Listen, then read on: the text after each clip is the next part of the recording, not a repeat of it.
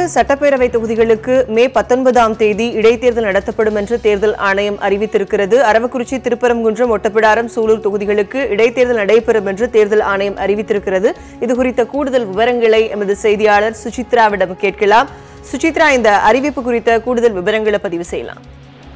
தமிழகத்தில் நிலுவையில் இருக்கும் மீதமுள்ள 4 தொகுதிகள், அதாவது அரவக்குறிச்சி, ஓட்டப்பிடாரம், சூலூர் மற்றும் திருப்பரங்குன்றம் ஆகிய தொகுதிகளுக்கான தேர்தல் ஆனது 19ஆம் தேதி நடைபெறும் என்ற ஒரு அறிவிப்பை தற்பொழுது தேர்தல் ஆணையமானது அதிகாரப்பூர்வமாக வெளியிட்டிருக்கிறது.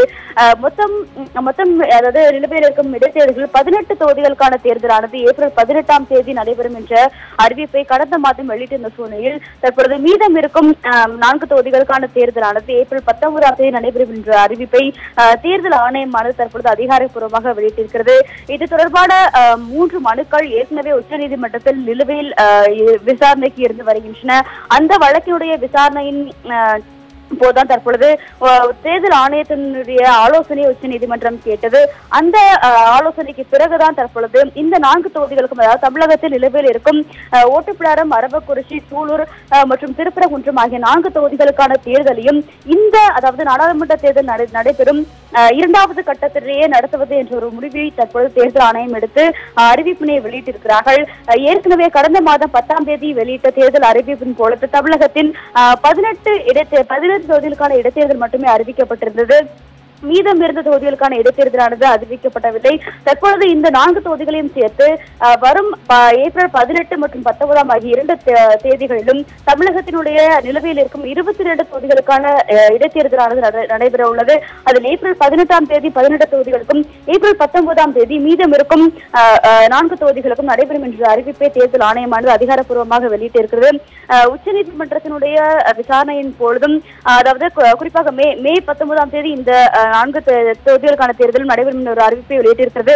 உச்சநீதிமன்றத்தில் தேர்தல் ஆணையத்தினுடைய இந்த நடவடிக்கைக்கு காரணம் என்ன, இந்த 4 தொகுதிகளுக்கும் தேர்தல் தள்ளி போவதற்கான காரணம்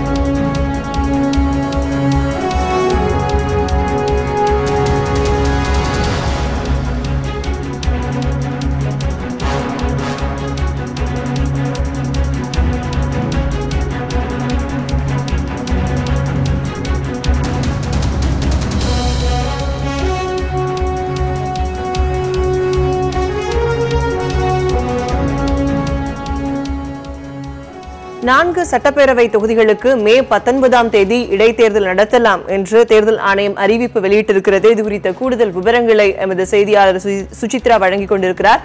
சுசித்ரா, மீண்டும் ஒருமுறை நீங்க உங்களுடைய கூடுதல் விவரங்களை பதிவு செய்யலாம்.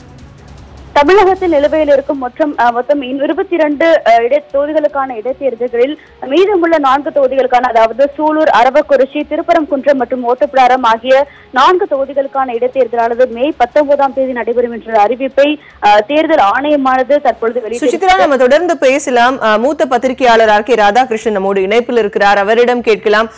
தற்போது 4 சட்டப்பேரவை தொகுதிகளுக்கு இடைத்தேர்தல் அறிவித்து தேர்தல் ஆணையம் ஒரு அறிவிப்பை வெளியிட்டிருக்கிறது. இது குறித்து உங்களுடைய கூடுதல் விவரங்களை பதிவு செய்யலாம். இது முக்கியமான அறிவிப்பாக நான் காண்கிறேன். ஏனென்றால் எப்படியா இருந்தாலும் கவுண்டிங் 23ஆம் தேதி தான். அப்ப 23ஆம் தேதி இந்த 22 தொகுதிகளுக்குமான அந்த வெளிப்படையான ஒரு இந்த கவர்மெண்ட் மேல ஒரு ரெஃபரண்டமும், இந்த கவர்மெண்ட் நீடிக்குமா இல்லையா என்றதுக்கான ஒரு நாள் குறிக்கிற மாதிரி ஆகும். மே 23ஆம் தேதி என்ற நாள் என்று நான் கருதுகிறேன்.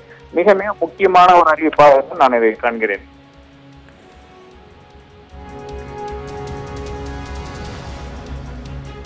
மே 19 இந்த தேர்தல் தேதி அறிவிச்சிருக்காங்க. இது அந்த தேர்தல் நடந்து முடிஞ்சதுக்கு அப்புறமா இது நடக்குது. இது இவ்வளவு கால இடைவெளியில இந்த தேதி அறிவிக்கிறதுக்கான காரணமா நீங்க என்ன பாக்குறீங்க திரு ராதாகிருஷ்ணன்? அது முக்கியமாக தேர்தல் ஆணையத்தினுடைய ஒரு கெடுபடியாகத்தான் நான் பார்க்கிறேன். தேர்தல் ஆணையம் தன்னுடைய வேலையை ஒழுங்காக செய்யவில்லை என்பதை நான் பார்க்கிறேன். ஏனென்றால் 3 தொகுதிகளில் ஒரு தொகுதியில் ஏகே போஸ் திருப்பரங்குன்றத்தில் இறந்தாகி விட்டது. அதன் பிறகு ஒரு கேஸ் நடந்து கொண்டிருக்கிறது. அதனால் நாம் இங்கே தேர்தல் நடத்த முடியாது என்ற ஒரு வாதத்தை கூட தேர்தல் ஆணையத்தினால் வைக்க முடியாத ஒரு சூழ்நிலையில் கூட அந்த வாதத்தை வைத்து அந்த தேர்தலை ஒத்திவைக்கிறார்கள். அப்ப அது நிச்சயமாக ஒரு பொது புத்திக்கு அது ஏற்புடையதாக இல்லை. அதே மாதிரி தான் 2 மிச்சிருக்கிற தொகுதிகளிலும் எலெக்ஷன் பெட்டிஷன்ஸ் அது மிக மிக இன்ஃபெக்டஸான எலெக்ஷன் பெட்டிஷன்ஸாக தான் இருந்தது. இந்த 3 தொகுதிகளுக்கும் நிச்சயமாக தேர்தல் இப்ப நடக்கிற அந்த 18ஆம் தேதியை நடத்தி இருக்கலாம். ஆனால் அது இன்னும் சொல்ல போனால் சூலூர் மட்டும்தான் ஒரு ஆக்சுவல் கேஸாக எனக்கு தெரிகிறது. பட் இருந்தாலும் தேர்தல் ஆணையம் காலதாமதமாக கூட இந்த முடிவு எடுத்தது நான் நிச்சயமாக வரவேற்கிறேன். என்றால் கடைசியில கவுண்டிங் எல்லாமே ஒரே நாள் தான் இருக்கும், 23 தான், மே 23 தான் இருக்கும்.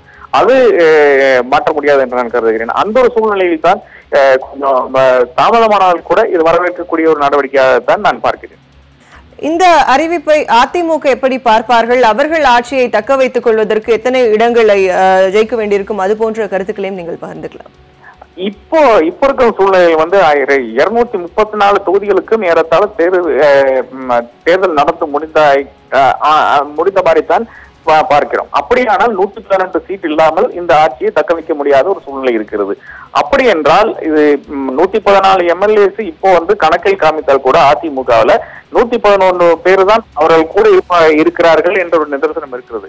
அந்த நிதர்சனத்தை நாம் கண்டறிந்து இப்போ நிச்சயமாக அதிமுகவினுடைய ஆட்சியை தக்க வைக்கிறதுக்கு அட்லீஸ்ட் ஒரு 8 பேர் தேவைப்படுகிறார்கள் என்ற ஒரு நிலை தான் இருக்கிறது. ஸ்பீக்கரை நீங்க தள்ளி வச்சிட்டீங்கன்னா ஒரு 9 பேர் தேவைப்படுகின்ற ஒரு நிலையில் தான் இந்த ஆட்சி இருக்கிறது. அப்போ அப்படி ஒரு பட்சத்தில் இவங்க 9 பேர் அதாவது 8 பேர் மினிமம் ஜெயிக்க வேண்டிய ஒரு கட்டாயம் அதிமுக ஆட்சிக்கு வந்திருக்கிறது. இந்த 22 தொகுதிகள் 8 தொகுதிகள் ஜெயிச்சே ஆக வேண்டும் ஆட்சியை தக்க வைக்க இருக்கிறது. இந்த அறிவிப்பானது எந்தெந்த கட்சிகளுக்கு சாதகமாகவும் பாதகமாகவும் கருதப்படுகிறது? இப்ப இருக்கிற சூழ்நிலை அமமுகவுக்கு மறுபடியும் ஒரு வாய்ப்பாக அமைந்துள்ளது. இது தன்னுடைய அந்த ஸ்ட்ரென்த்தை காமிக்கிறது. அதை ஒட்டப்படாமலும் சரி, திருப்பரங்குன்றமானாலும் சரி, சூழல்ல மட்டும்தான் ஒரு ஸ்ட்ரென்த் இல்லை என்று பார்க்க முடியும் அமமுகவை பொறுத்தவரை.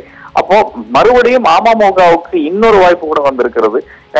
இந்த ஒரு தேர்தலில் மக்கள் நீதி மையத்தினுடைய ஸ்டாண்டர்டா இருக்கும். அதே மாதிரி பாக்கி இருக்கின்ற கட்சிகள், இப்ப நாம் தமிழர் கட்சிகளாலும் சரி, அந்த மாதிரி கட்சிகளுடைய ஸ்டாண்டர்டா இருக்கிறது பார்க்க வேண்டி இருக்கிறது. ஏனென்றால் இன்றைய சூழ்நிலையில் இந்த தேர்தலை நீங்கள் எதிர்கொள்ளாவிட்டால் நிச்சயமாக உங்களுக்கு அடுத்த வாய்ப்புங்கிறது 2021 தான் வரும். இனி இந்த சமீப காலத்தில் தேர்தல் ஒன்றும் இல்லை. மறுபடியும் அதிமுகவுக்கு இருக்கின்ற பெரும் பலம் என்னவென்றால் அவர் ஆட்சியில் இருக்கிறார்கள். இந்த 4 தேர்தல் மட்டும் தனித்து நடத்துகிறது. அப்ப இந்த 4 தேர்தலில் அவங்களுக்கு அதிக கவனம் செலுத்தக்கூடிய இடத்தில் அவர்கள் இருக்கிறார்கள்.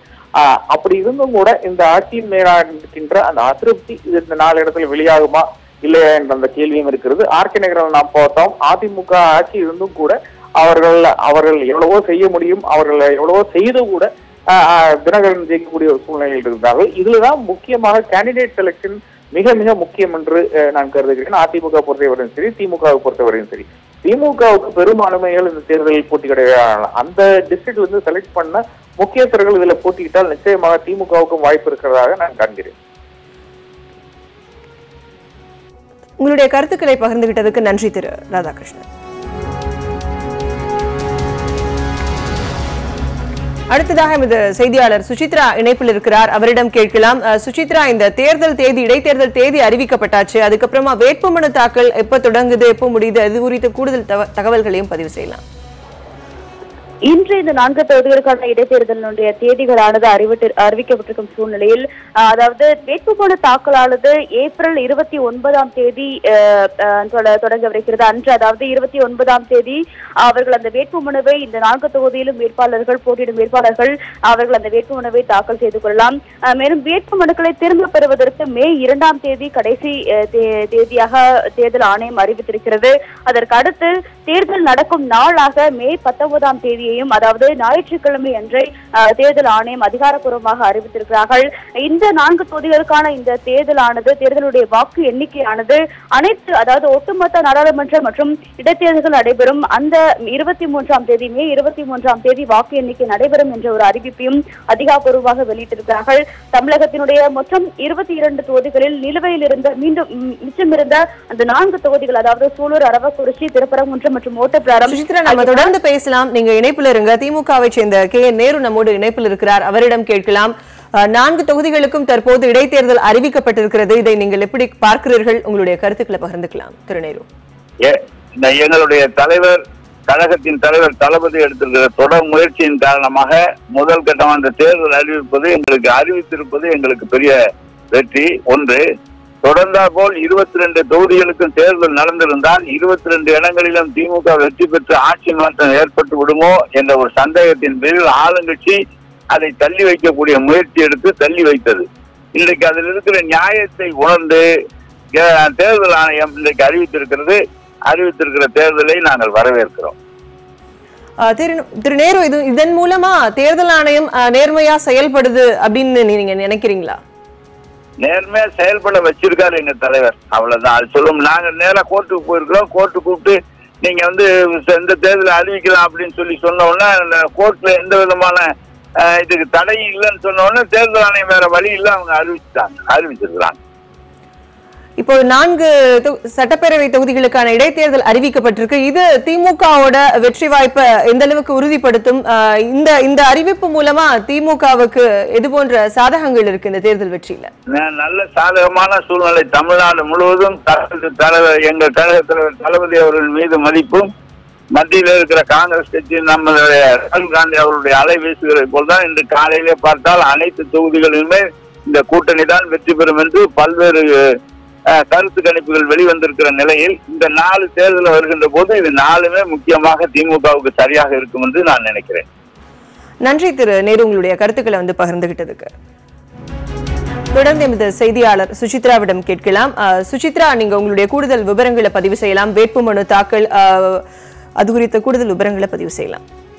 நிச்சயமாக. அதாவது 19ஆம் தேதி நடைபெற உள்ள 4 தொகுதிகளுக்கான இடைத்தேர்தல்கள் அவற்றினுடைய அந்த வேட்புமனு தாக்கலானது ஏப்ரல் 29ஆம் தேதி அதாவது திங்கட்கிழமை தொடங்கும் என்ற ஒரு அறிவிப்பை தேர்தல் ஆணையம் அறிவித்திருக்கிறது.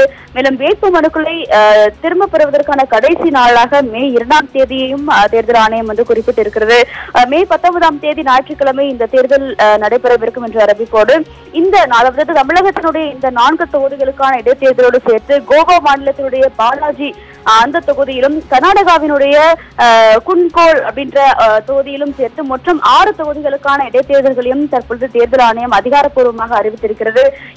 தமிழகத்தை பொறுத்த அளவில் இந்த 4 தொகுதிகளில் 3 தொகுதிகளை பொறுத்த அளவில் அதாவது திருப்பரங்குன்றம், அரவக்குறிச்சி மற்றும் ஓட்டப்பிடாரம் ஆகிய 3 தொகுதிகள் தொடர்பான வழக்குகள் உயர்நீதிமன்றம் மற்றும் உச்சநீதிமன்றத்தில் நிலுவையில் இருந்ததன் காரணமாகவே இந்த தேர்தலை வைப்பதற்கு கால அவகாசம் தற்பொழுது இல்லை என்ற ஒரு கருத்தை தேர்தல் ஆணையம் பல முறையும் தெரிவித்திருந்தார்கள். உச்ச நீதிமன்றத்திலும் இந்த வழக்குகள் தொடர்பான விசாரணையின் பொழுது அவர்கள் அதே கருத்தை முன்வைத்திருந்தார்கள். ஆனாலும் மனுதாரர்களை இந்த 3 தொகுதிகளுக்கும் இடைத்தேர்தல் வேண்டும்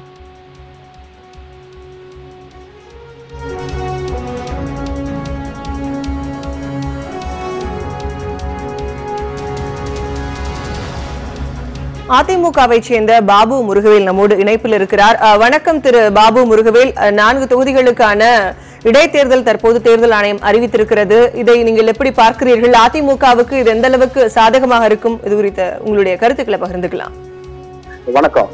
பொதுவாக நாங்கள் எங்களுடைய கழகத்தினுடைய ஒருங்கிணைப்பாளரும் கழகத்தினுடைய இறை ஒருங்கிணைப்பாளருமான மாண்புமிகு முதலமைச்சரும் மாண்புமிகு துணை முதலமைச்சரும் நாடாளுமன்ற பொதுத் தேர்தலுக்கு தேதிகள் அறிவிக்கப்பட்ட பிறகு அவரிடத்தில் கேள்வி எழுகின்ற போது காலியாக உள்ள அனைத்து சட்டமன்ற தொகுதிகளுக்கும் நாங்கள் தேர்தல் நடத்துவதற்கு தயாராக இருக்கிறோம், தேதியை முடிவு செய்ய வேண்டியது தேர்தல் ஆணையம் தான் என்று தெளிவாக சொல்லியிருந்தார்கள்.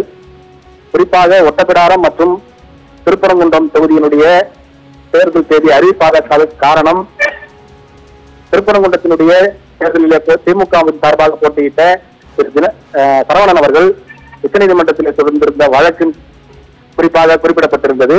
அதோடு மட்டுமல்லாமல் ஒட்டப்பிடாரத்திலே போட்டியிட்ட டாக்டர் கிருஷ்ணசாமி அவர்களும் ஒரு வழக்கு தொடுத்திருந்தார். அந்த வழக்கின் காரணமாகத்தான் இந்த 2 தொகுதிகளுக்கும் தேர்தல் நடத்துவது தள்ளி போனது. இந்த 2 வழக்குகளும் முடித்து வைக்கப்பட்டிருக்கக்கூடிய இந்த சூழ்நிலையில சமீபமாக மரணமடைந்த சூலூர் சட்டமன்ற தொகுதிக்கும் இடைத்தேர்தல் அறிவிக்கப்பட்டிருக்கிறது. அதே போல அரவக்குறிச்சி தொகுதியில போட்டியிட்ட பாமகவினுடைய வேட்பாளர் தொடர்ந்த வழக்கும் வாபஸ் பெறப்பட்டதன் காரணத்தினால் அந்த தொகுதிக்கும் இன்றைக்கு தேர்தல் அறிவிக்கப்பட்டிருக்கிறது. அனைத்து இந்த அண்ணா திராவிட முன்னேற்ற கழகத்துக்கு நன்றி திரு பாபு முருகவேல். அதிமுகவை சேர்ந்த வைகை செல்வன் நம்மோடு இணைப்பில் இருக்கிறார், அவரிடம் கேட்கலாம். 4 தொகுதிகளுக்கும் இடைத்தேர்தல் அறிவிக்கப்பட்டிருக்கிறது, இது உங்களுக்கு எந்த அளவுக்கு சாதகமாக இருக்கும்? உங்களுடைய கருத்துக்களை பகிர்ந்துக்கலாம். ஏற்கனவே இந்த 4 தொகுதிகளிலும் அனைத்து இந்திய அண்ணா திராவிட முன்னேற்ற கழகம் வென்ற தொகுதிகள் தான். திருப்பரங்குன்றத்தில் நாங்கள் வெற்றி பெற்றிருக்கிறோம், அரவக்குறிச்சியில் நாங்கள் வெற்றி பெற்றிருக்கிறோம், ஒட்டப்பிடாரத்திலும் எங்களுடைய வெற்றி உறுதி செய்யப்பட்ட ஒன்றுதான். அதை போல சூலூரிலும் சமீபத்தில் மரணம் அடைந்து அனைத்து இந்திய அண்ணா திராவிட முன்னேற்ற கழகம் தான் அந்த தொகுதிகளிலும் வெற்றி பெற்றது. ஆக இந்த செய்திகளை எல்லாம் முன்வைத்தும் அண்ணா திராவிட முன்னேற்ற கழகத்தினுடைய சாதனைகளை முன்வைத்தும் எங்களுடைய ஆட்சியினுடைய திட்டங்களை முன்வைத்தும் நாங்கள் மக்களை சந்தித்து வாக்கு சேகரித்தோம். நிச்சயமாக மீண்டும் எங்களுக்கு வாய்ப்பளித்து எங்களுக்கு வெற்றியை தேடி தருவார்கள் என்கிற அசைக்க முடியாத நம்பிக்கை எங்களுக்கு இருக்கிறது. உங்களுடைய கருத்துக்களை பகிர்ந்துகிட்டதுக்கு நன்றி திரு வகைச்செல்வன்.